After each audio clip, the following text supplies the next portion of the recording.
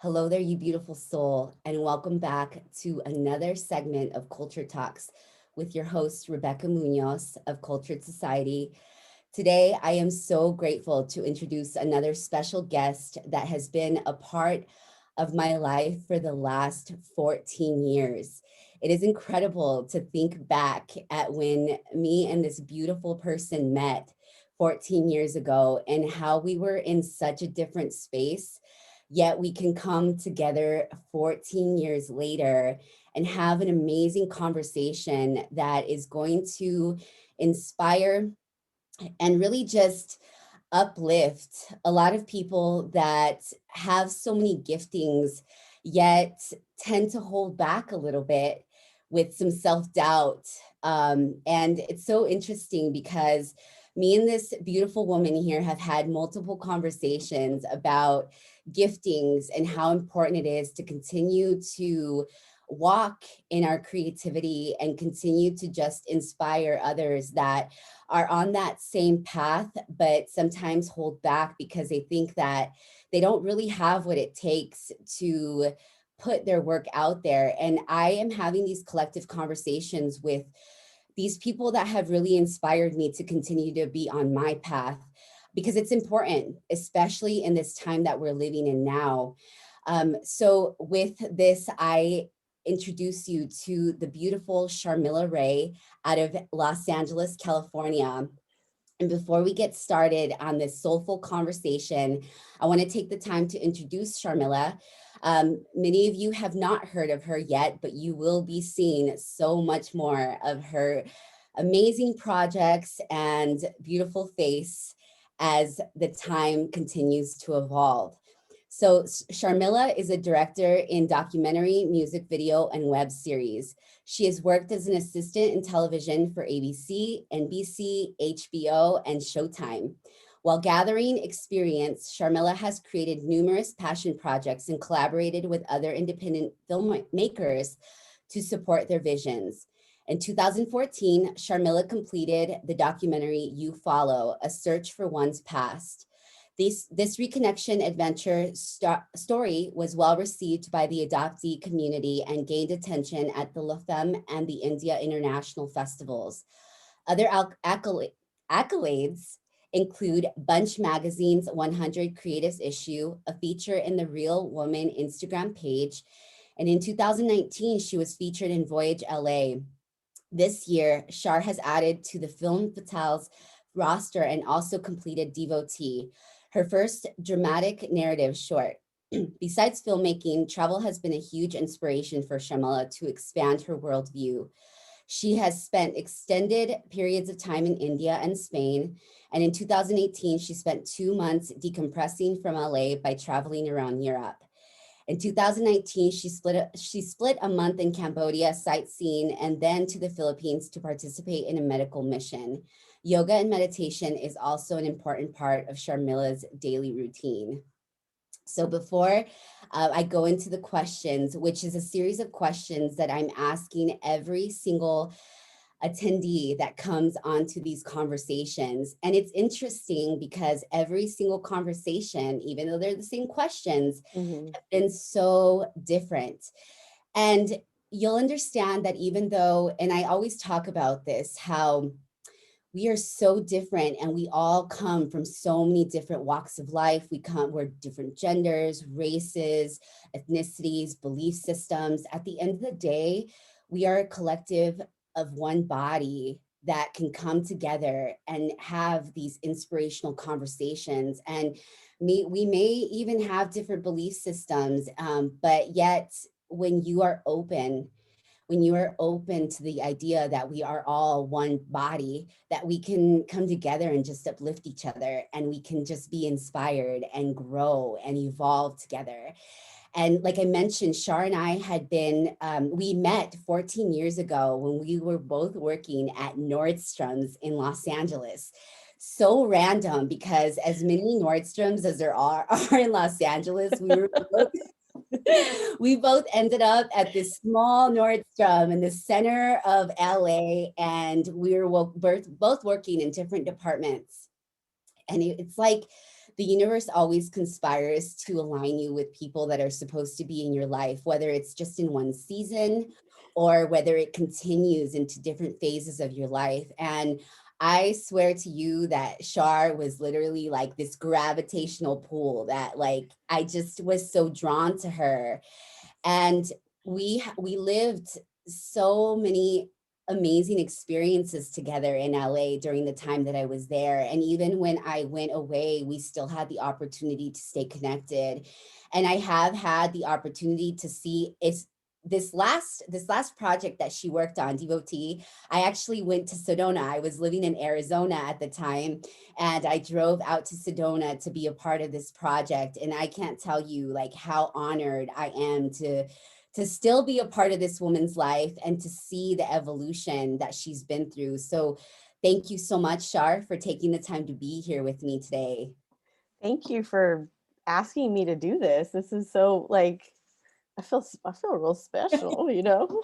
It's nice to have somebody ask you to, you know, do this. I mean, that's cool. Thank you. Yes, yes. So no, it is an honor, and especially because you know, oftentimes we're so confined by the societal pressures, and even just like having a cookie cutter life, right? Doing what everybody else is doing. And I'm so grateful to be aligned with women, especially women that are breaking out of that mold and doing something different. And I believe that these questions that I'm asking are very important because it's not specific to what you do for a living, which you live in LA, right? Everybody asks you, what is it that it's very superficial. But I believe that we as human beings have so much depth. Mhm. We are multidimensional human beings, and we have the ability to do so much. And life philosophies are very important. And it's also really important to acknowledge other people's life philosophies and to understand why people operate the way that they do, why they do what they do on a daily basis, and how they're even influenced to do what Mhm. they do. So with that being said, I want to go into the first question. Sharmila, what is your life's philosophy? Oh Lord. Let me just tell you, I was like looking at all these questions and I was like, I'm gonna just roll with it because this is just this is some heavy shit, right? So I was like, I want to, okay, what's my life philosophy? It's like, I don't, you know, girl, like my life philosophy has just been, I think I was thinking about this morning and I was like thinking about my dad actually. And he had said at one point, like, you can't take back time. Time can't be taken back.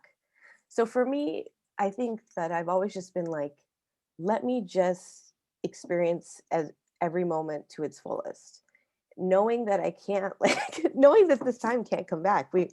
We done, you know, once you gone, you gone. So it's one of those things where you go, okay, like I wanted to be in my 20s when I was in my 20s. I knew that at that time, like there was more forgiveness of being 20 and making mistakes at that time versus now being 40 and being like, okay, there's no room for mistakes at 40. Right? Like you should know, you should kind of, well, I mean, actually there's tons of room for mistakes at 40 still, but I think that the mistakes that you make when you're younger are mistakes that I needed to make at that time. So I always wanted to just be, my philosophy is always just be present in the current moment that you're in.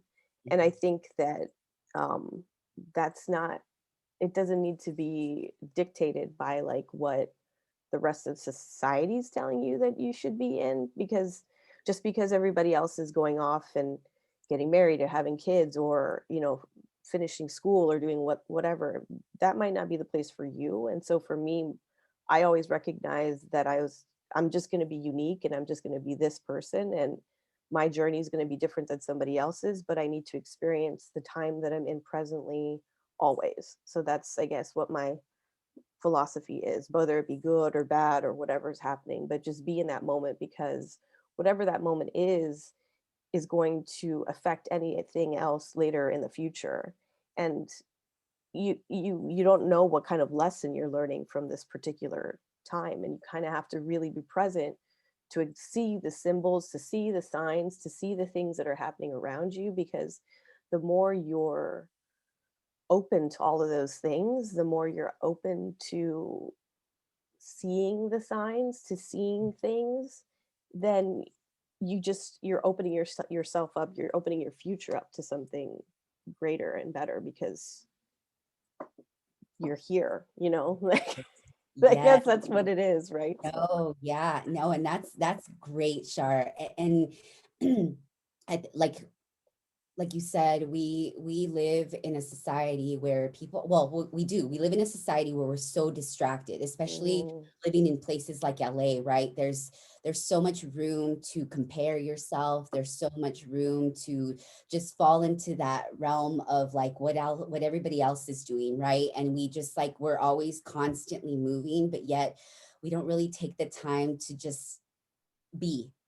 mhm. I mean, and the distractions are becoming more, it's becoming more and more too. I mean, like I think we don't acknowledge what the distractions are, you know, because work is a distraction. You know, your kids can be a distraction. Your being on your phone is now like this is, I'm sick of how much I'm on my phone. You know, I'm on my phone so much, and I know that I know it's bad, you know, but it's, I mean, and that's a distraction. And I think, but I mean, understanding the awareness of the distractions eventually helps you. You're like, okay, I'm going to have a portion of this distraction for this certain period of time, and then Absolutely. I can take myself away from it. But you kind of have to have that awareness, that consciousness of knowing that all of this is a distraction. So Absolutely. And how do you think that that philosophy has evolved over time? Because you mentioned that in your 20s, it was definitely different than where you're now in your 40s. And I can't, first of all, mhm. you look like you're in your 20s still. You definitely look like you're in your 20s still. So it'll be interesting to see how that has evolved for you. You know, it's, I don't feel like I'm, that's the problem, is that like I don't know what to feel like. I don't know what it feels like to feel 40, except I guess this is what it feels like, because obviously I am 40, so this is what I'm supposed to feel like. But I don't I don't view myself as being that age. I feel like I'm still just constantly learning. I'm constantly like evolving and learning new things, and I think that that's what keeps me like youthful feeling, I guess, or whatever you want to say. But like I think definitely like I can, what's interesting is the fact of perspective. Now that that I think that I am older, that perspective of being like that, I can look back and go like, oh, that was my 20s, and that's what happened at that particular time, and that now makes sense. So it's almost as if like I look at time as in blocks, like especially like my previous time, you know, it's like, oh, okay, in my 30s I did this, in my 20s I did this, in my teens I was this, and it's, oh, it's now becoming like sections of chapters of a book that have been written, right? And you're like rereading it and going, okay, this is, these were the lessons that I needed for a particular time that have brought me to this particular space right now. So I mean, 20-year-old Shar is way different than 40-year-old Shar. So I mean, Becca, you know what like 20 something year old Shar was like, because that's what we were, that was fun times. So it's It was. You know, and it's crazy because a lot of times, and I think that you and I have a very unique perspective because we didn't stay in our place of birth or even like where we grew up. Mhm. We moved out of that realm. And that actually goes into that next question because I think this is really, this ties all in. How has your upbringing and circle of influence impacted the way that you think and live today? Because I just want to clarify. So I haven't really talked about race much, but obviously this culture talks is bringing in a variety of races. And in fact, Sharmila comes from an Indian and Filipino descent. So we have a lot of mixed races. And in our cultures, I'm Mexican. So my culture is going to be, it's going to vary, right? But it is really important to have these conversations because, you know, we've gone through a lot of different elements and segments of separation There has been a lot of segregation between colors. And I think that it's really important. I know it's really important to bring these conversations and these collectives together, because even though we come from different backgrounds, and even just like within one person, we have multiple, right? Multiple blends of races within our own blood, that Mm-hmm. it really does. It really makes a difference in the way that we believe, the way that we think, the way that we're brought up, the way that we just live our lives today.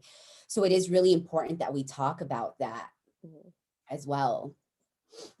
Yeah, I mean, the way that I have a mixed heritage, completely mixed heritage. So I mean, yeah, my mom's Filipino, my dad's Indian.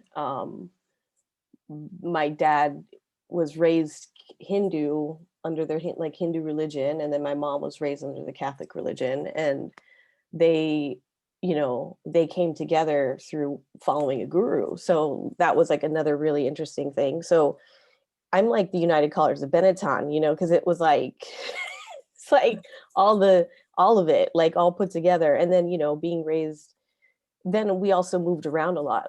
I was born in Pittsburgh, Pennsylvania, actually. I was born on the East Coast. And I spent, a very small period of time there. Then we moved to Miami. So we lived in Florida for a while. And then from Florida, we lived in the Midwest. We lived in like Illinois, close to Chicago, somewhat suburbs of Chicago. And then when my parents divorced, then they split. My dad stayed in the Midwest, and my mom moved us to the West Coast. So I really have gone from one side of the nation also to the other side of the nation, that I've experienced what it was like. And I have to say, growing up in the Midwest was not that easy, especially when coming from Florida, which was like Miami, which was just like, so it was really interesting because growing up, in kindergarten and first grade in Miami, they were teaching Spanish, like in school. And so it was like I was starting to learn Spanish, and I had Latin friends, and like people from Puerto Rico, like it's all island people, and like, so we were kind of surrounded by that, culture and that society. And then we moved up to the Midwest, and all of a sudden I was the only brown kid in school. I mean, it was literally like there was one black kid, and then like me. And I remember at one point asking my dad, being like, well, I was like, Baba, are we black? Because I didn't get it, because I'm brightly, we're darker skinned. I was like, like, where do we fit in? My mom's lighter, so it's just like, okay, well, what are we? And it was like, the only shows that were on TV at the time were like the Cosby Show, that was brown people, like, this is like, there were no Asian television shows, there were no anything. So I remember, yeah, asking my dad, I'm like, Baba, are we like black people? And my dad's like, no, Sharmila, we are not. We are not black people. And I was like, but we have like the skin color, like we're kind of similar. No, Sharmila, we're not black. I'm like, okay, well, what are we? And then I remember even doing a project in third grade, and it was like my mom was like asking about, like, it was like Christmas in Philippines, and I remember bringing this project to school and explaining to people like what they do in the Philippines, and everybody just like looked at me weird, like, where's the Philippines? I don't even know where that is. And so to go from, from Latin culture to Midwest, which was totally white bread, clearly didn't understand anything about culture, and then to move to California, which was like, oh my God, everybody was Filipino. Like, I was just like, yes, like I was like, okay, and everyone, and it was like such a different, it was like a welcome home type of situation. Like coming to California was a relief, because I didn't have to explain to anybody. I didn't have to, they knew. It was so cool to be like, oh yeah, well, my mom's Filipino, my dad's Indian. And then, the kids would be like, oh, you know what? I have a cousin that's Filipino, like, are you Ilocano? And I'm like, what's even Ilocano? I didn't even know what that was. Right. So it was like me starting to get educated in the Filipino culture, because so it was really interesting. So to be even just the mixture of culture. And then no one ever thinks I'm Filipino and Indian. Everybody No. thinks I'm Latin or something else, or somebody was like, are you black? I'm like, no, I'm not black. Like, what, you just, it's just like it's a guessing game for me. You know, I'm culturally ambiguous looking, so it's very, you know, it's been an interesting thing to be a person who, and also at the same time I've had instances where people don't see the color and they don't understand that I am a brown person, and they know that I'm not black, so they feel openly okay to talk shit. You know, like it's so I'm a fly in the wall listening to all these types of conversations and being like, no, you can't speak like that. You know, and it's just it's an interesting place to be in that part of culture, I guess you And do could you say. think that that experience alone has made you like hyper aware of how you even respond to different cultures and races and how you treat people? Because same with me, even though you know, I do have lighter skin, but as I evolved through my years, I went through phases where, because my brothers are really dark, Mhm, I wanted to have dark skin, so I would tan my skin, and then a lot of people didn't know what I was. And but it was interesting because it kind of allowed me to blend in with a lot of different cultures, and it opened my mind mhm, to different ideals and just different ways of being, different perspectives. And I think that's really what like allowed me to be more open-minded with mhm. the cultures and just the different ways that people live. I think I had no choice. I think I was born into something where I had no choice to be accepting of culture, because I didn't, because my family is already alternative. Like we were just, you know, like my mom was an immigrant from the Philippines, so she was already had was it wasn't like she was forced born, like first generation American. Not so she still was heavily still was in, she herself was trying to assimilate to American culture. The same with my dad. So the two of, you know, both my parents were in this place where they still were very rich and deep in their cultures, but at the same time they were trying to they were trying to adapt. They were trying to adapt to American culture. And I feel like that mixed bag of growing up was just in me, you know? So it's like I had these parents who were trying to adapt, but they're still Indian and Filipino. I'm a kid who's being raised in America, who's under a bunch of people, like raised around a bunch of different types of races and colors and people and stuff. And I'm trying to adapt to that. And I think that I've just been thrown into the mix altogether, where I'm in a place where if I wasn't accepting of other cultures, I'd be a real hypocrite.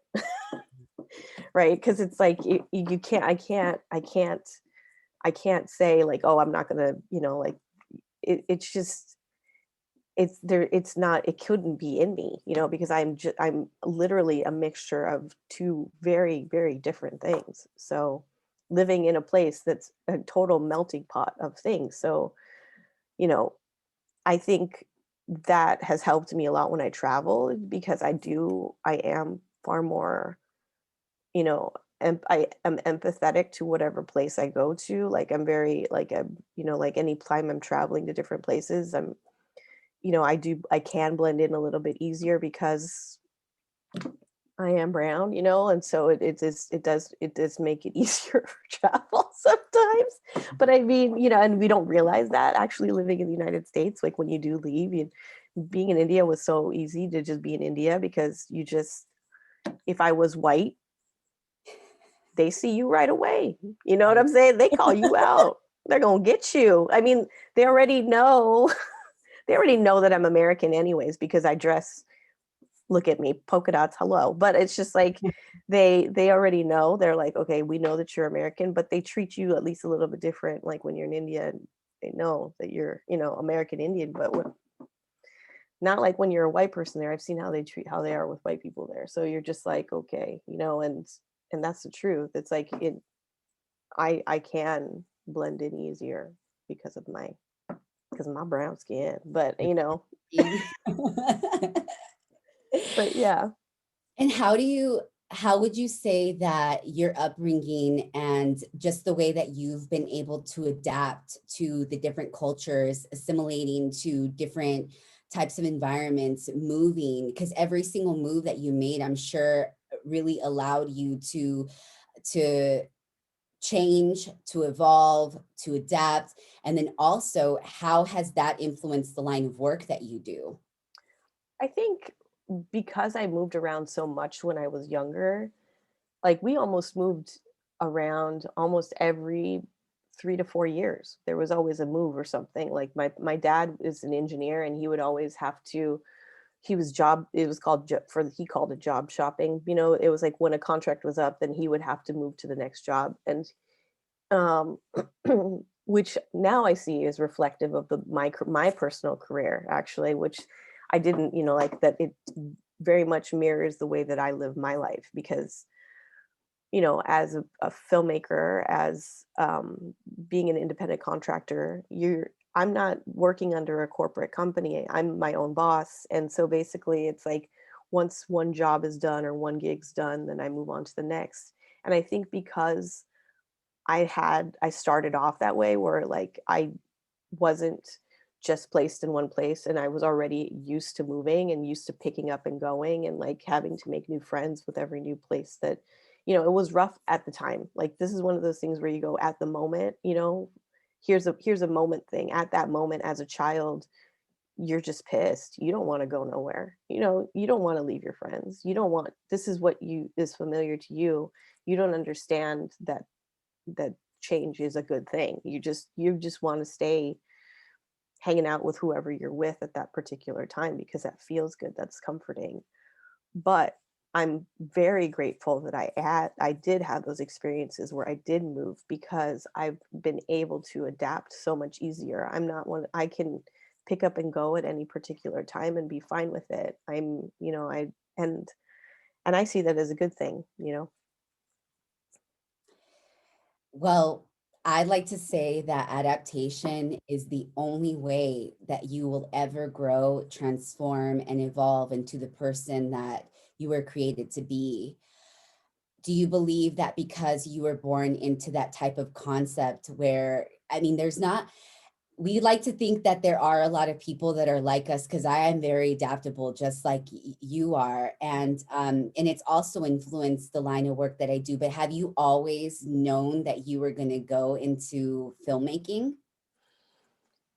You know, I think that I've known for a long time that that's what I wanted to do. I think that that's always something that's been in the back of my mind. And when I look at when I, you're writing these applications for things, and you're having to focus and like, okay, well, where did this all stem from? And it's like, I think that I've always wanted to do filmmaking, but my parents were all my parents. You're if you're an Asian kid, your parents are just gonna dictate your whole life. So I think I remember being in high school and telling my parents that I wanted to go to art school, because I've always been artistic. Like I always like painting and drawing, and just being an artistic person. And I remember in high school, my parents just being like, "Are you crazy? Like, what are you doing? Like, what do you think you're going to make a career out of that? Like, that's not, So they were never supportive. I mean, they were supportive when I won an award. Like, if I won an award, or if I got like, "Oh, you look at this, you won this coloring award at the grocery store at 10 years old or something, and I won an award," or I would the thing is that I would get accolades from outside sources, like being in third grade, I won some kind of thing for my artwork to travel around the state, and like just little things, right? But my parents saw those accolades, they acknowledged them and were happy about them. But the overall message about that was, you need to get a real job. So I was always struggling with the real job situation, because I'm not a real job person. And it's taken me a long time to finally be like, no real job. Like this is it's not going to happen for me. I mean, I spent a long time at In-N-Out Burger. I worked there for my whole high school career going into college. And then, at the same time working in In-N-Out, I'd be going to school. I'd be like, I worked at a radio station. I was like a constant hustler. So because my parents were always like, that's your side thing. You can do art things on the side. So it was always just a side of art, not a full meal of art. Like it was always like, so I think that that's where the confusion always lied for me, was because I was like, okay, well, I can just do this on the side. I can do this on the side. And I think doing the documentary was really what set it off, because it was like, I really took a leap of faith, and I just was like, you know what, like, I was still at Nordstrom's. Was great. Nordstrom's was a great job. I had a fantastic time dressing up mannequins and playing with clothes, and telling people that they look good in that pair of jeans. It's a great place. It's a great place to work. They really take care of their employees, and it's really hard for you to back away from something like that when they give you that financial stability, that support, and they're saying like, yes, just keep selling our products. Like, like, we're going to give you a 401k and a great healthcare plan, and so all of the things that we need, like all the financial material things that we need. I mean, and then I could buy boots at a cheaper price, like, how are you going to say no? Yes, So exactly. I mean, we know retail therapy. So it's it's hard to say no. So so, and especially in your 20s and 30s, when you're like, Oh I yes. really I want this Marc Jacobs bag. Like, what's this is sick. I need to have this. It's hard that's a distraction. It's hard for us to get away from the distraction and realize that is a distraction from what our real goal was. And I think for me to be like, okay, finally, when we took off and I was like, okay, we're just gonna, things didn't work out at Nordstrom's. I made the jump, and I decided to go to India with Nisha, and we decided to go and shoot this documentary. And I think that was really what set me on a different course, because it was like, okay, I really had to take that plunge, and it was really fucking scary, like, to be like, okay, well, I don't know how to shoot. I mean, I knew how to shoot. I've only done small projects, but I never knew how to shoot a long a long form documentary. I don't even know how to begin this process.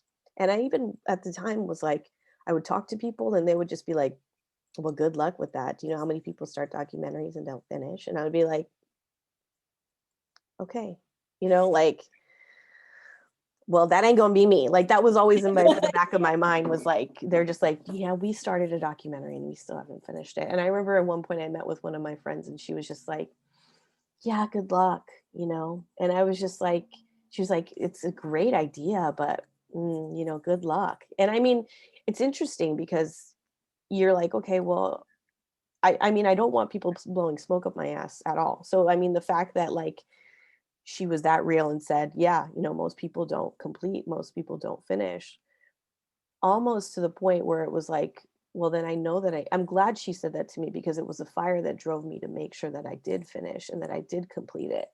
And um, I knew that I had to just see this process through all the way. And it was also one of those things where I go, okay, well, I'm going to shoot it. I ended up editing it. Like, I had to take on the whole process. I had to figure out how to raise the money for it. Like, I had to do all the things. And it also made me realize at the time, like, because I made so many mistakes and I learned so many and I gained so much education and knowledge just through that one particular project, that I knew that with my next projects that I can't do it by myself. Like, it was one of those things, I can't do all of these things by myself. I need to ask for help. I need to find help. I need to, I don't need to learn every single part of filmmaking. That's why there's teams that are working together for filmmaking. So, it's just, but it was one of those things that I knew if I was going to go into this world, that I had to fully immerse myself in it to make sure that this wasn't just a creative fad, basically, Mhm. you know. Oh my gosh, I'm so glad you said that, Shar, because I actually found myself through many phases of my life, like trying to figure it out all on my own. And it is really important, especially when you're at the forefront of these projects. You're the visionary, right? So you have to know exactly what every element that goes into these projects, because there's multiple pieces that come together. And oftentimes, if you don't have that experience doing it all, you're not going to be able to direct. And that's what directors do, direct other people to be able to make these projects come together and come alive. Mhm. And it's crazy. It's awesome that you also mentioned the fact that there's a lot of naysayers when you talk about your projects, when you talk about your vision. That's why it's really important to not talk to everybody about the things that you're doing, and why your circle of influence is so important. Because especially when you're going to different levels, right? You're already at that level where you have so much experience, but you didn't start off that way. You know what I mean? Like, you had to go through like that. You Follow was the first documentary that you actually I directed from finished, yeah. beginning to end, right? Hmm. How long did it take you to finish it? Oh God, it took almost five. It was actually, in retrospect, from a lot of other documentaries, it's not that bad. It was about 5 years, 5 6 years. I mean, we went 2009. We went to India. We spent three months in India searching for Nisha's birth mother, and then we ended up taking. We came back, and then I started working in independent film, and then I took a break from it, because there was a lot that had happened, and it was just a lot. And I think a lot of people don't understand that with time, sometimes you need to let things breathe. Like, you can't, like, if you're just pushing the creative constantly, like, you're exhausting yourself. And I think that that's also something that needs to be said, to be like, you don't need to push it. Like, and so we took a break, and I started working on other things. And then 2011, we got asked to come back. So we went back to India, and I had to shoot another month and a half there. And then after that, it was post production, which felt like it took forever. I mean, we finished, I think, 2014, but 2015 was when we really kind of like put it out there. But I mean, it took a while. It took me almost a year and a half. I mean, I had 3 terabytes worth of worth of footage. And it was funny, I would try to hand it off to people, and to hand it off to other editors, and I would just be like, let me, what do you think, and they would just be like, okay, and they would all take a stab at it and just couldn't deal with it. So I had to go back, and I had to really edit the film, like, I had to really edit the full narrative content of the film. And then once that was really put together, then I was able to hand it off to other people to like do the polish and be like, okay, well, like, let's work on transitions, let's work on this, and like all the more technical side of things. Like, then I was able to hand it off. But it took a while, and it was great because I learned a lot through that process. But I mean, it's a doozy, it's a It's so interesting, 5-year progression for that, the You Follow film, and then fast forward to 2019 when you started the Devotee. Because did you start the whole process of the Devotee film in 2019, or did you start writing it beforehand and then you started the production I, after?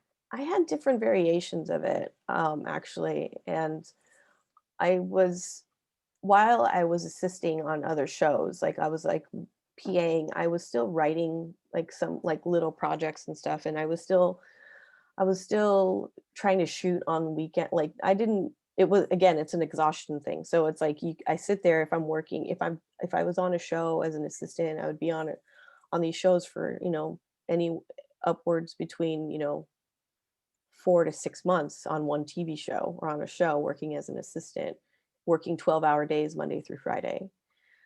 So for most people, I mean, it just sounds like numbers, but like, when you're living that life, it's really exhausting. And you come home, and to be a creative person, like, I've just realized that there's a lot of emotional stuff that you just kind of have to deal with. And to come home every day and just be like, okay, you're just tired. And I just would be tired, and I just would come home and be exhausted. And so on weekends, or when I had the energy to do stuff, I would work on my own personal projects and writing. And Devotee started off as like a short film that was much longer, like had different points that were jumping around in time. It was a bigger short. And I would show it to people, and people would read it, and they were like really fascinated by this character, and they really liked her. But they were just like, I don't know if you could, which is one of the things where, again, the naysayers come in, right? And they say, well, I don't know. But about the naysayers, what I think is important is that we have to know ourselves to understand the messages that those people are telling you, because they're not saying negative things. And I think that that's what it has to be, is that we all have to just like, I think it's because I have a Filipino mother that I just have such a thick skin, like people saying like fucked up negative shit to me. And I'm like, good, tell me all the bad stuff. How fucked up am I? Let me know. So then that way I can change my behavior. It's like, I'd rather people tell me what the mistakes are and what's wrong. So then that way I could actually be like, okay, do I really think, is it a mistake, or is it something that I actually really like? And so when I was writing that short, like people were like, oh, I think it's not going to be doable, Shar. I don't know how you're going to expect to be able to do that. That's like such going to be an expensive short. You're jumping around. It's a period piece. It's too many different time frames. Like it's too much. Like this is this. And I'm like, okay, you're right. So I took it away, and I took a section of it, and I just rewrote it, just shot a small section of a larger part of a short that I'm actually expanding now. And so people were like, well, you can make it as a proof of concept. So then that way, when you do want to put together the bigger piece, if I wanted to, well, what my plan is to either have it as a pilot for a television show, or, make it into a feature. But by using the short, I can show it as a proof of concept to people and be like, well, this is kind of what is happening. So let's make a bigger picture of just the small, instead of just a small piece. And so that's kind of how it came about. And I had started working on it in 2018, basically. So I started doing some rewriting and changing things around. 2019 was when I really started pre-production and started like gathering the team and putting it all together. And then which was wonderful, because then New Year's of 2019, 2020 was when we finished it. Basically, we finished shooting. But yeah, it takes much longer than we all think too, to like put something like this together. So it took me almost a whole year. I had to save all my money, and I self-financed the whole project, and that took that took a while to deal with as well. So I mean, it's not that easy. It's not that easy. It's I know firsthand, because I've had multiple conversations with you through like different periods of different projects that you've worked on. And I can firsthand say that this woman right here is real serious about her project her projects. And it does, we always, especially if we're a person from the outside looking in, right? And I know every single person that is going to tune into this probably takes the time to watch different series, Netflix, Hulu, Showtime, you name it. There's so many shows that we are distracted by oftentimes, but we never really take the time to see what goes on behind the scenes to get these shows live, these movies Mhm. live, for people's entertainment. Right. So I'm really glad that you're talking about this, Shar, because oftentimes a lot, especially like independent artists, like we have to go through these different phases of funding stuff on our own, doing stuff in between multiple projects, working side hustles to try to fund our dream, because oftentimes our dream isn't seen or accepted by everybody else. And you're also in a male dominated industry. Mhm. How do you stay relevant and true to yourself in a industry that is so dominated by not only men, but also there's not a lot of women that actually stick around to like make it really happen. So how do you do that? I you know I I honestly just got the blinders on, like I kind of um it's a male dominated thing, but I can also say that there's a lot of women that are in it, that when they're finally there, that it's female toxicity. Is that what you how you want to, like they can be toxic to each other as well. And it's a cutthroat business, it's a cutthroat industry. I mean, I think going into it, everybody tells you that, so you're already on guard, like from the beginning. And I think I think for me what was really important, because I didn't want to be an assistant. Like I thought, especially after I finished You Follow, like I was like, well, I made a documentary, I can shoot, I can direct, I'm skilled. Okay, I know how to do all these things. Why do I need to be an assistant? Like I don't understand. Like, and I had a friend of mine who kept saying, I think you need a PA, Shar. I think you need a PA. You should just PA and see what it's like. And I was like, I don't, why? When I could do all of this stuff already. That was my attitude at the time, just being like, I don't need to. Like, I can just make it myself. I should just make it myself. And I can make it myself. So why not? But I think the most important thing for me was to be an assistant so that I can understand the politics of it all. And I think that that was what was really what the knowledge that I gained from having to be an assistant was, because I didn't have all of the responsibilities that I take on when I am a director or a producer or a writer on my own projects. Because when it is your own projects, that's like my baby, this is my child, this is like my own creation, I'm going to put it all together, and I have the ability to deal with all the details, and I can be that crazy person because this is something that I'm putting forth. But being an assistant was awesome because I got to step back, have no have no responsibilities, stand on the sidelines, and then basically see what it is, how everything does operate at that level, because it's like there's a difference. And in film and TV, there's a difference between TV, there's a difference between commercials, there's a difference between web series, there's a difference between music video, there's a difference in the politics of all of those things as well. And I think that if I didn't be an assistant and be in that world for that time, I think it would have been, I wouldn't have had that I don't have the insight, I wouldn't have had the insight that I have now about how things navigate in that world. And it's not, it's not easy being a woman. It's not easy being a woman of color and having to have your voice being heard. It's not easy being a woman of color and being an assistant and to have people um, say things in front of you and have to sit there, and you are the lowest on the totem pole, and you've had to just, for the longest time I've had to just sit there and listen to people just say fucked up things, and you just have to, I mean, and also I think that by that you end up knowing what kind of people you want to gravitate to, you Mhm. know, that it also becomes like it almost becomes like a monitor on yourself, like a personal monitor, being like, okay,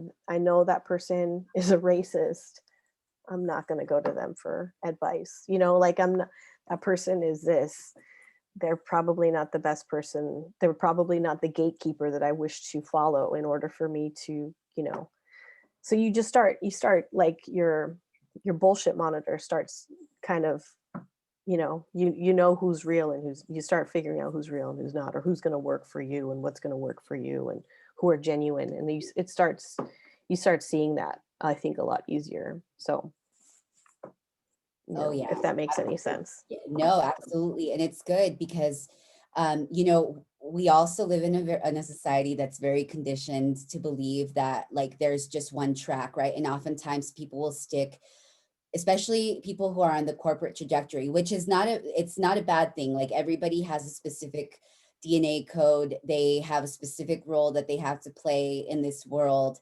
And I know myself that I was on the corporate trajectory for a really long time, and I wouldn't have learned all the things that I've learned had I not joined different companies, because it is really important to see how others function, how other companies have different the morale, right? Like the processes, the systems that they use, the culture that they implement into their environment, and all of that is so important. And it's very it's relative, right, to Hmm. what do and how we function on a day-to-day basis. So it's really important to have those experiences and to see how other people are doing stuff. And also in a society where there's a lot of negativity. I mean, people have something to say about everything that you're doing, and even if all they're the not doing it, right? time. So how would you say that your line of work infects, and I like to use the word infects because we have been infected with so much corona negativity Right. that how do you infect the world and our society with positivity? Well, I think that that's what I've realized me moving forward. I think it's taken me a really long time to figure out what my voice is going to be. I think I think that that's why I'm I've known what I don't like. Let's just put it that way. So I think for a long time I've known what I didn't I was trying to figure out what I didn't like. I think that I had to go through I had to try it. I had to taste all the flavors at the ice cream shop to know which ones were going to be my favorite, you know, cuz they Yeah. all look real good, right? Like I'm like do I want to go for fruity or do I want chocolate? I'm not sure. So it was like I had to, I had to test them all out. And I think I think really important in my industry is the fact that we are the gatekeepers of messages. Mhm. And I think what I started realizing was that I didn't want to be a person who was selling a product because I did that a lot at Nordstrom's and I've done that my whole life and I'm really great at it. And I know that our industry is about selling product in a way. We are selling stuff.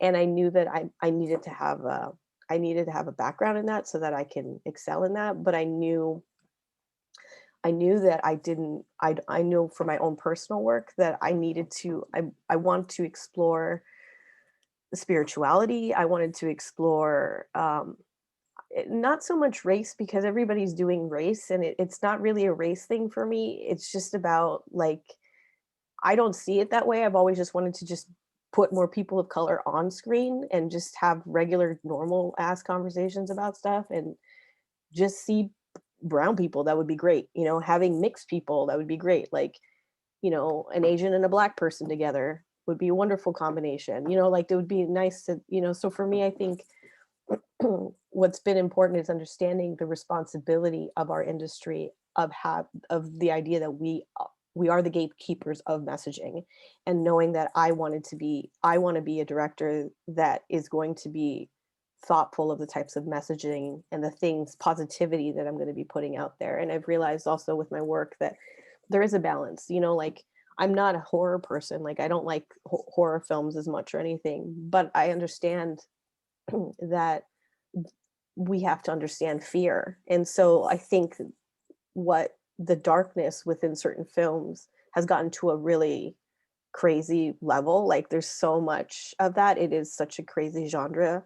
And I think like for example, like Us, that movie Us, or like Jordan Peele's projects, like as horror are really good social commentary as to what's going on. And they're dark and they're this, but and like Lovecraft Country, like these are dark projects, but at the same time, they have such strong social commentary and messaging that they are so good that that's the type of work that I want to produce. Like I want to be able to produce work that's going to have that balance of darkness and light. And I know that we have to have an understanding of both in order for us to keep that balance. And I think me going forward, like knowing the responsibility of messaging, responsibility of me being an artist, of being able to having to put this out on such a wide platform and having people watch it, like knowing that I want to put something that is positive on both sides is you know is what I want to focus on and how to like make that work versus what we do see now in Hollywood, I guess, if that makes sense. Absolutely. And you know what? I've had the opportunity to see a lot of the work that you've put out, including You Follow. And it's cool. It's really a cool experience to be able to know a lot of the cast that you had. on both of these films that you did, including, you know, some of the like the music videos that you shot and a lot of the creative stuff, because there's so much variety in what you do. But I really feel like these two films that you put out are a very good depiction of who you are as a person as well. And it's very personal and you can see that. And I love that in You Follow, you had the opportunity to document one of your best friends' lives and how much of an impact. Because I tell her all the time, Nisha, and it's cool because I'm actually having Nisha on these conversations tomorrow. So it's going to be really cool to even see her perspective from that experience that she had filming this documentary. But I'm telling you, Shar, that your stuff is really it brings a lot of emotion, and especially with the spirituality aspect of it, because I think that a lot of people use spirituality so freely, and it's definitely a transformation that people go through. And especially in 2020, we had so many people. It couldn't have come at the perfect time, to be Yes, honest with you. it's Like, and that's the importance of being a visionary, is to actually like take action on what you see, even though a lot of people don't understand what you see, to be able to have that, the ability to put something out like that before we even knew that this was going to happen. yeah. You know what I mean? Mm, And so it evokes a lot of emotion. It's thought provoking.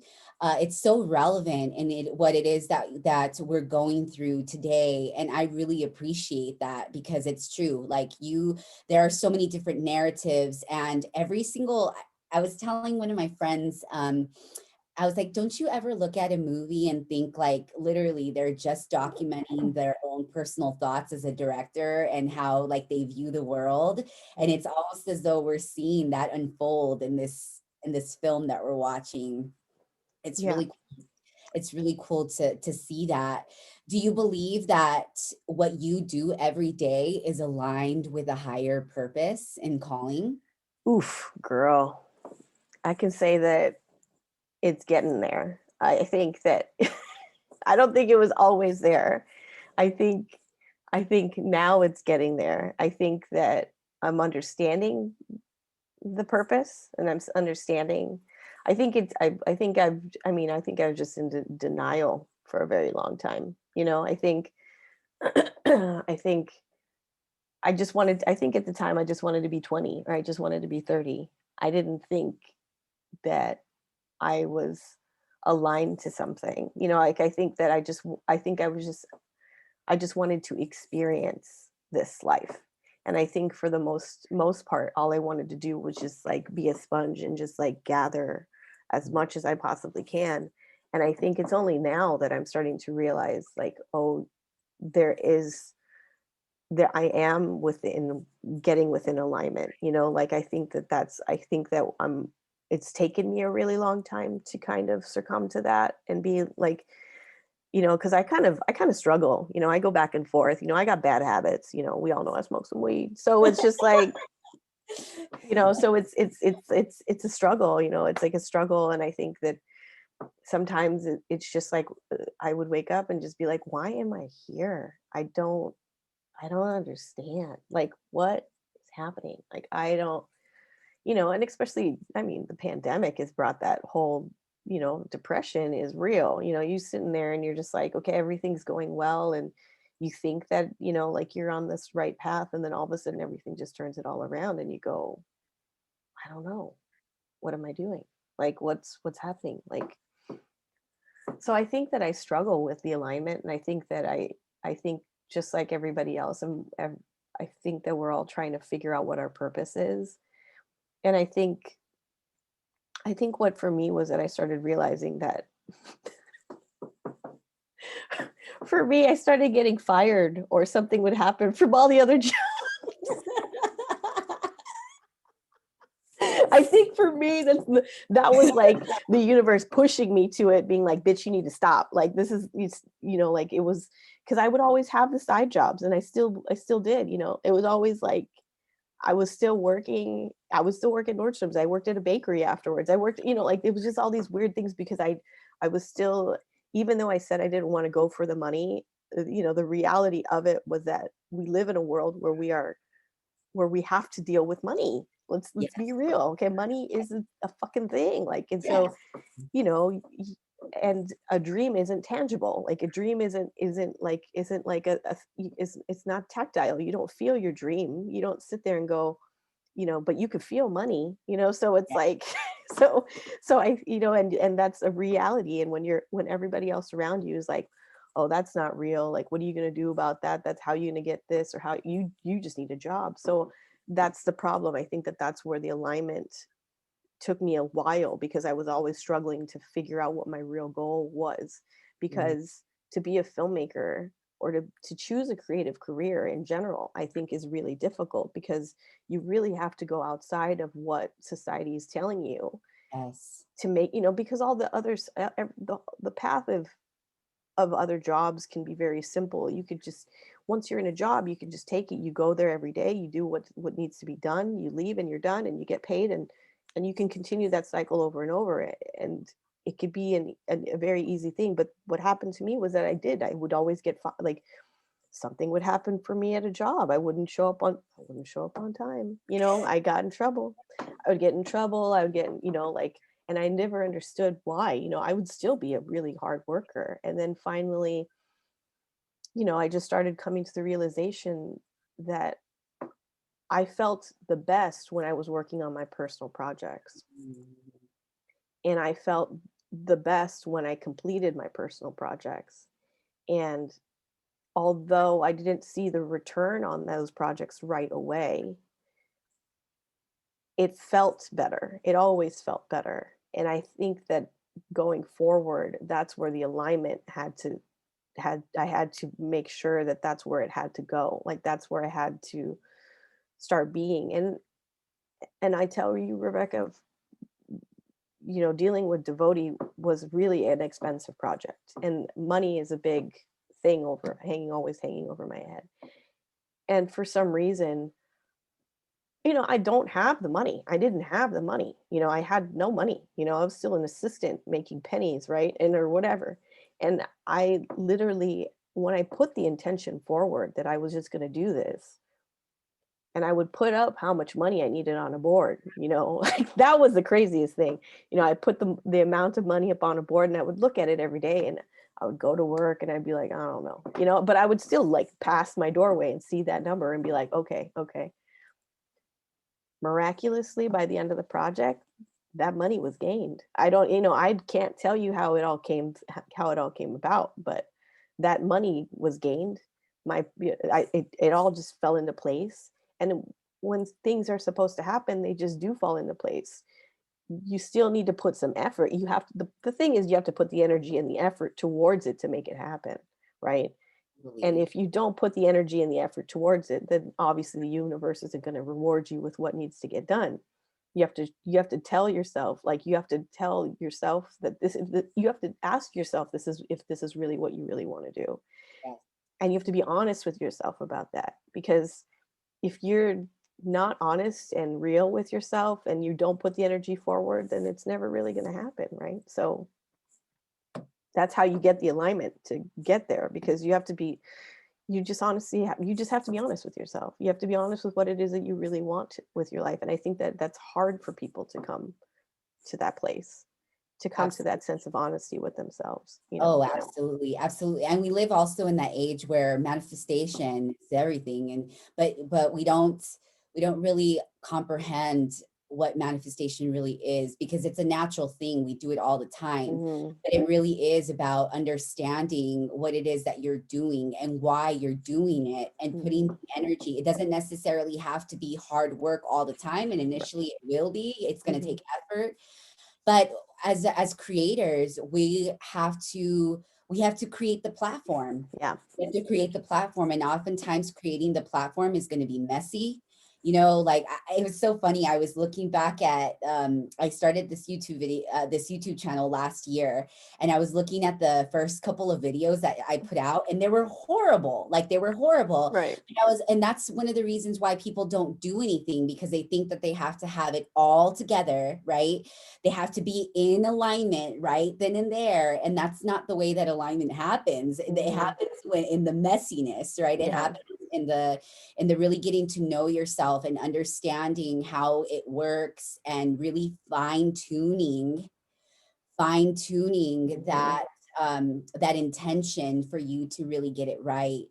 And it is important to recognize that you have to put out the work regardless if you don't have the money, because that's what faith is. I love the scripture that says, you know, that faith is the substance of things hoped for and the evidence of things not seen. So we have to, it's one of my favorite scriptures actually. And it really puts things into perspective, because anybody can say that they have faith, but it's taking action on that faith, and visualizing it, seeing it in your mind first, believing it to be true for yourself, and then going out and going with the motions that you need to, the forward motions that you need to take action on to make that happen. And it's a lot of people won't, because of the fear. Well, I mean, remember I called you a couple of times. Was crying and I was Yeah. like, what am I doing? I was just like, is this right, Becca? Like, what's happening? And I mean, if I hadn't had that call with you, like, I mean, there was so many times where I was just like on a weird breaking point, emotional breaking point, where I'm like, what am I doing? Like, I can't, like, to spend this type of money, like to do this, like this is crazy. I could save this money to buy a house or something, like what, like this is stupid, like what's happening, and I would call you and being upset, and like I don't know what I would just, if you weren't there to give me those words of encouragement, it would have been tough, but it's just, I And mean, it goes back, it really does go back to the circle of influence too. There's this quote that sticks with me. It says your network is equivalent to your net worth. So as you continue to elevate and go into different levels, it's really important to surround yourself with people. Yes, the naysayers, they're very important, because they give you information on what it is that you need to like self-correct. Because even if like we get sensitive or emotional about this feedback, it really goes to reveal how we really feel about ourselves and how confident we are in our abilities. So right, the naysayers are really important, they but are. most importantly, it's important to surround yourself with people that are on that same trajectory. We may not be doing the exact same thing, but we are in alignment in a sense of we're creating. We have a vision. We're both visionaries, and we can give each other that positive feedback to recognize that, you know what, we're in this and we're doing this. We each have a role that we need to play, where we're both infecting our society with positivity, and we need to keep going. It doesn't matter how hard it gets. Yeah. If you have the vision, there's a reason for that. And it's not meant to be easy. I mean, if it was, everybody would be doing it. Right. It's Everybody true. would be doing it. And it's not, there's a role for everybody. And I truly believe, like, you may not think so, Shar, but I definitely think that you're aligned with your higher calling. And it's a never ending evolution, right? Because the more that we grow and the more that we evolve as people, the more that we get to open up a different dimension of that purpose, because it's going to constantly grow, right? Yeah. Yeah, because I think for me too, what was always really important was that I think even as a young child or whatever, I think what was the thing that always stood, what I always thought about was that I just wanted, if our whole lives are built around our careers, like if we, as an adult, like I would always see my parents just that they were working so hard, and I just kept thinking in my mind, being like, well, if this is what my life here on earth is supposed to be, is that I'm supposed to work, I better figure out a job or a career that I actually really like. Yes. And I think I think it took me a really long time, because filmmaking is not an average career, like it's not, to have this kind of a, somebody told me at one point too, like this one filmmaker director, she had told me, well, do you have a trust fund? That's what she told me to start off. And I was like, oh, really? And she's like, yeah. She's like, well, if you really want to be a director, you should have a trust fund. So I mean, to get that type of, it's not easy, and it was a female director who told me this, and she'd even told me, like, yeah, and then I walk into a job and she was like announcing to everybody, "Oh, look, it's Shar. She wants to take my job." So to come into an industry where you're, like a female is telling you all of these things, not encouraging you, so you're coming into a place where you're going into the lion's den. And so for me to choose a career that's this is, sometimes I wish I was just, sometimes I just wish I was back at In and Out, like it would be so much Easier, easier, right? So like much easier. so much easier. Like, but the problem is that, once that Pandora's box is open, there's no going back, like you can't. Absolutely. And you can't, like, it's almost impossible to go back, and you don't want to say like average world, right? But it, like, yeah, I really don't want to be average. I have no desire to be average, and it's never going to be easy to step out of that comfort Yeah, box, it's right? It's never going to be easy. Well, with that being said, what practices do you implement in your daily life to at least stay grounded and connected to yourself, where you filter out all of that noise, especially living in LA? yeah, I for me in LA has been a battle because I'm definitely my sign. I'm like definitely the Pisces that's like swimming against the grain, always against each other. It's like I'm accepting, but then I'm trying to run away. I'm accepting, but I'm trying to run away all the time. So for me to even come to LA was a big step because if you live in California, like if you grew up in any other parts of California, you're basically trained to hate LA. Like I'm from Sacramento. And so ultimately everybody in Sacramento is always like, fuck LA. Like that's always like, fuck this place. So it took me the longest time to finally and then I moved to San Diego. So then that was even more people being like, fuck LA. Like LA Yeah, fucking sucks. So it's just, you know, I never wanted to be here really, but I knew that I had to be here. And for me to get myself to align myself to practice every day with Los Angeles has been difficult because it's just because I was so used to being a cog in the wheel, like just like a cog in the machine and just being that. So within the last year has been really lovely that the pandemic happened because now I was really starting to figure out what are the things that really do mean. Like I really love waking up late. That's what keeps me grounded. Let me wake up late. Let me listen to the radio and like what's happening in the morning and kind of take my time with myself, like meditate in the morning, write in the morning, journal in the morning, do all of those types of things. And uh, I've been listening to the Calm app at night. Like I've been listening to those sleep stories. So I don't know if you have those, but those have been really great. My crystal game practice has definitely like has definitely increased, and that's definitely helped me out. Like I do a cycle with what's happening with the moon usually, so I kind of keep that into like, and I'm not like one of those whatever. It doesn't even matter if I was one of those airy fairy crystal people. It's the point is that like for me, I use the crystals as to like have an intention for the beginning of the month, and then when the full moon comes, seeing if that intention has come to fruition.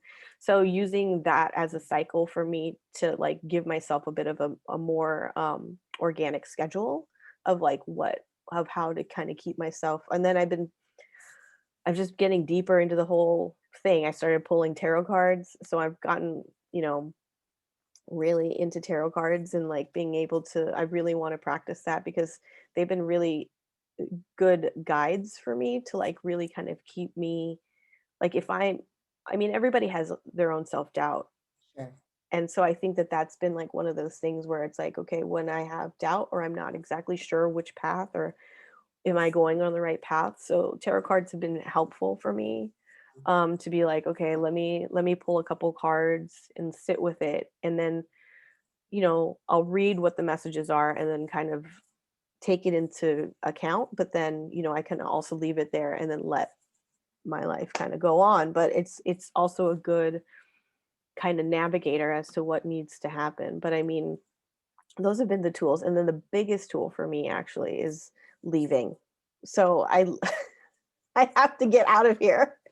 Because I think what happens too is that LA like really sucks you in. I mean, Yes. any place you're in. I think any place that you actually live. It's not only LA, but I think definitely like when you're in your environment for so long, and which had sucked because of the pandemic. I really love traveling. We all love traveling. And I think um I had all these trips in mind last year. Like I was gonna go to Costa Rica. I was thinking about going to South America. I was gonna do all this stuff. And then to not to get to do those things also made me realize that I run away. So it's probably best that I just stay here. But when it gets really tough for me, it's like I have to like that's another way for me to get grounded, is just like actually leaving my space, is that I have to leave because I Yeah. have to get out of here. And actually another thing that I do to ground myself too, because I've been living in this particular house for a very long time, is that I actually move my furniture around.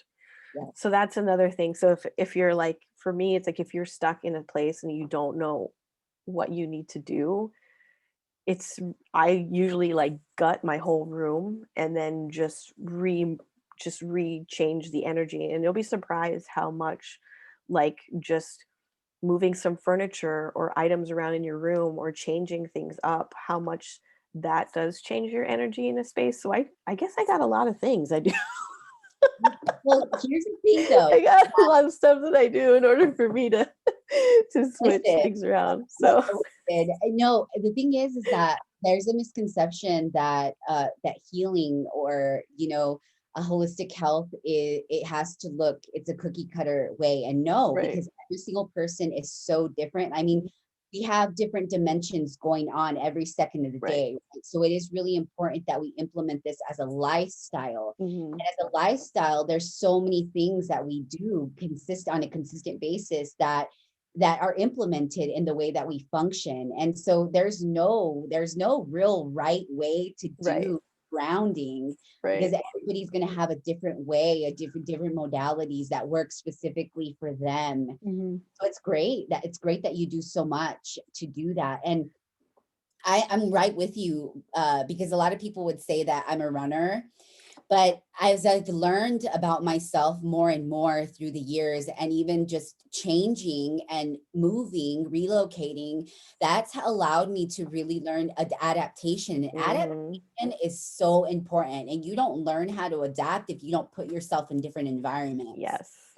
And Yes. so traveling and moving, like, you are not running. I think that it's really important, especially as a filmmaker, because that's how you gain inspiration. Hmm. That's how you gain inspiration. Do you think that all of the changes that you've experienced in your life and the evolutions inspired the Devotee film? Yeah, I think I mean yes, because that film is, my parents followed a guru around, and I should, let me back up and kind of explain what Devotee is about. But Devotee is about a drifter. It's a period piece, and it's a drifter who finds himself in Sedona, where he encounters a female guru and her devotees, and their paths cross, and from this crossing, basically, their lives kind of um, change. So I think for me, the story is very close to my heart, because um, I feel as if I'm that drifter, like I feel like that drifter character is me, because I've been a naysayer, like I think I've been a a sourpuss about about I've gone back and forth with the way that growing up with your family is following a guru.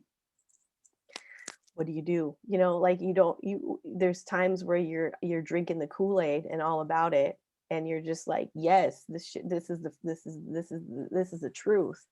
And then all of a sudden, you know, the curtain falls and you see the puppetry behind the whole situation, and you go, I don't know if this is something that I should be following, and you question. And so I think the drifter character definitely is a good symbol of like the kind of person that I am, because it's you know, just I feel as that was probably me at some point, where it's just like, do I keep drinking the Kool-Aid? Do I drink this Kool-Aid? Do I want a different flavor? I'm not exactly sure, right? So I think it's one of those things, and we all question spirituality. We question what we want to believe is what we question what we think is right and wrong, and we don't know. And you know, everybody else is following this thing, and everybody else is following this thing, and you don't know what you're gravitating towards, and we're all still trying to figure it out. And I think that's the story is specifically about somebody trying to figure it out, you know, when you get different reactions to things. So yeah. Absolutely. Absolutely. So then that goes into my final question. What words of wisdom would you give to those seeking a deeper understanding of themselves? Oh girl, words of wisdom. Oh Lord. Who am I? What? Let me just, Leslie, where do we begin? Words of wisdom. I don't know. What kind of, just keep going, and that you know, change is inevitable. I mean, I think that those are the just, you know, I think everything that you were talking about, adaptation and being able to adapt, I think that that's one of those things. And I think, yeah, change is inevitable. You have to understand change, and you have to be able to roll with those punches, because you know, for me, I've noticed that I don't like, um I think what has always bothered me, even about working in the corporate world or working in that type of environment, was that there was no room for adaptation. You just had to be what they wanted. And we're not all what everybody wants. We're not all a size two. And we all don't fit into um, H&M clothes. You know, like we're not all those sizes. And I think that that's the problem, is that they just want us to all be suits. And I feel like, for me, I'd never feel comfortable in that. I think because of my moving around background, so I've always really gravitated to change. And I think that the more people start understanding how to deal with change when it comes, it will make it a lot easier. So I think, you know, change is good. Change is good. Change is good. Yeah. Change is perfect, is what it Mhm. is. Yeah, That looks different for it everybody. does. It looks different for everybody. And I'm so glad that you said that, because change is inevitable. The transformation is a choice. And what you do with that change, it really is your responsibility. And it's so important. It's so important to know that every day you get to wake up and create something new. Yeah, you can. Yeah, and that's, and like what you said, it's like it's a choice, you know. And it's like, what do you do with that information? It's like going back to our conversations about our previous jobs. It's like, I can't go back, but I could go back. You know what I'm saying? Like if I wanted to, I could, you know. And but I'm making the choice not to. We're all making the choice I just want to continue moving forward, even though the forward motion is scary, you know. Yeah. Like it can be scary, because I mean, it's so much easier for me to be like, I'm just going to go back to Nordstrom's and sell shoes, you know, like because I can go back to that steady work life if I really wanted to. And I know that I'm capable of that, but I'm making the choice to move forward and to just challenge myself constantly. And even though it's scary as shit, you know, like Girl, I'm right there with you. it is scary. It can be scary, you know, and, you know, not, you know, just the unknowing is scary. So, And it is. I mean, every day I did a live the other day, And I was talking about, well, I was personally inviting people to join the network and to be able to be a part of these conversations because they're so important. And I reflected back on the last week of January of last year when Kobe Bryant and his little girl passed. Right. And it was very prominent in my memory because that was the week that I decided to move back to New Mexico. And I mean, I've had a lot of loss in my life throughout the years. I've met a lot of people, and whether it's been people to a sickness that have gone to another dimension or moving to different locations where those people are no longer a part of my reality, right? They may come back later, who knows? But I really realized at that moment that all we have really is now. We can think about what happened even this morning or yesterday or the experiences that we've had, but really at this point it's literally we're just reading history because it's no longer a part of our current reality. Maybe the choices that we made, before are kind of a representation of what we're experiencing right now, but we don't even know what's going to happen in this next 5 minutes, right? Like we can lose our life, God forbid, but we just don't know when our story is going to end. Right. So it is really important that we are constantly living in what's happening for today and really paying attention to what our voice, our inner guide is telling us to do so that we can do what's relevant for our own personal life and to fulfill our purpose, whether it's, I don't know, selling shoes, whether it's going out and creating something that nobody's created before, whatever that might look like for you. It's really important that you fulfill that based Exactly. on what it is that you are trying to achieve. And I'm going to tell you this, Shar, like you are, I mean, I will never get tired of telling you this because I see you and I just see all the gifts that you possess. And it's very unique. It's very unique, especially with the backgrounds that you have, how you were raised, the perspectives that you have, how much you've moved, what you've been able to see with your travels. There's not a lot of women that can say that they have those experiences. So I just encourage you to continue doing what you're doing because even though it may not seem like it, you're making such a huge difference. You're making waves, and I really appreciate that. Thanks, girl. I mean, it's hard when you always think you basic and then all of a sudden so it's nice to see somebody think it's nice your perspective of me. So that's very nice to hear. Thank you so much. Yeah, You know, absolutely. that's very nice to hear. I appreciate that.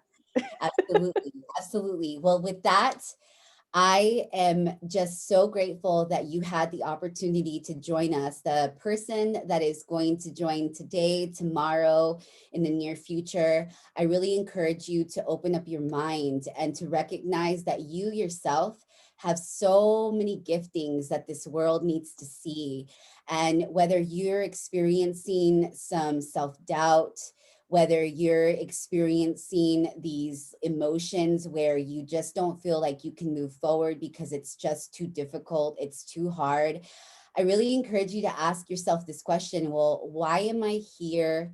What am I here to fulfill? And what is it that I have to give that nobody else does? Because I can guarantee that you have something, you have a perspective, you have an idea, you have creativity, you have character, you have all these different giftings that I don't possess and that Sharmila doesn't possess, and that we can all come together and we can create something that the world really needs, especially now. So I thank you again for continuing to be a part of these conversations because they're so relevant and I'm so inspired by it.